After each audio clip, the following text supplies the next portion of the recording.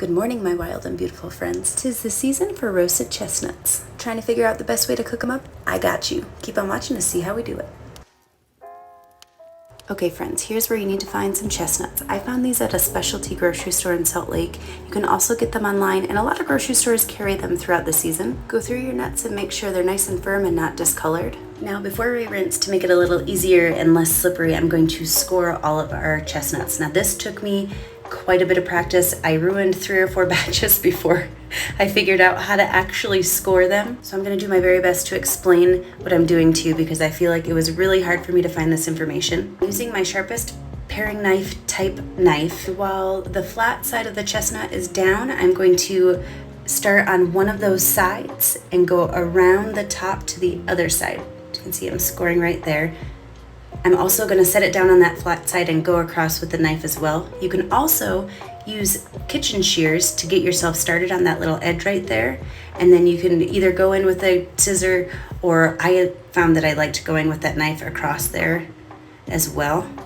The kitchen shears, or at least my kitchen scissors, kind of made it look a little bit rocky. So it was nice to get myself started with that little cut and then go along the chestnut with my knife, kind of scoring, and then going back over it with the tip of the knife with the chestnut on the cutting board, so I don't have any risk of slipping like so.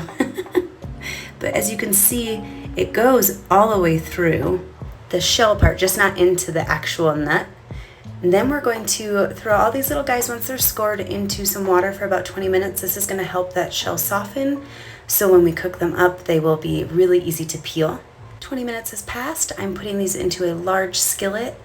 I'm also going to add about a half cup of water, and we're pretty much going to just continually steam these until they open on up.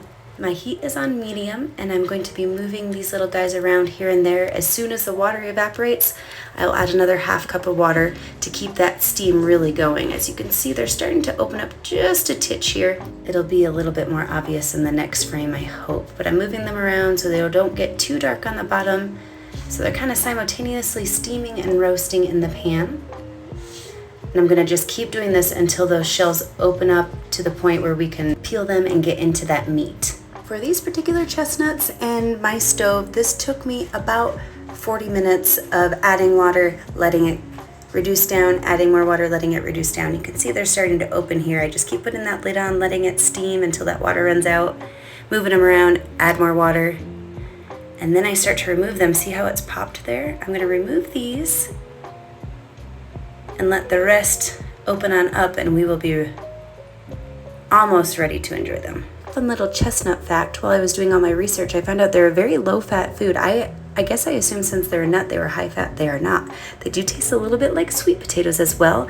And aside from eating them on their own, you can definitely enjoy them in your stuffing cut up. They add a nice little nutty texture. So now that they've all popped open, you can totally enjoy them just like this, warm off the stove, or you can up the ante just a little bit and add a little bit of vegan butter. You can let that melt all in. I'm just using Earth Balance here, what I had in the fridge. I'm also gonna add a half a teaspoon of salt and a half a teaspoon of sugar, and just let it all melt together and get nice and coated and delicious, and we will be ready to enjoy these little gems. You may have a little bit of residual water at this point, so go ahead and let it cook off and let it simmer down to just that coating of butter. And oh my goodness, you guys, I think that you're going to enjoy them. I hope this video made sense. I had a really hard time trying to figure out how to do these, so I'm hoping this is a very straightforward tutorial for you. I'm super stoked. I've never had chestnuts until very recently, and really wanted to enjoy them and share with you how to enjoy them as well. Today, while these are warm, I'm just pouring them into a bowl, and you can have them out as an appetizer or with all your other food. Look how gorgeous and shiny these are. Oh, I'm so excited to eat them.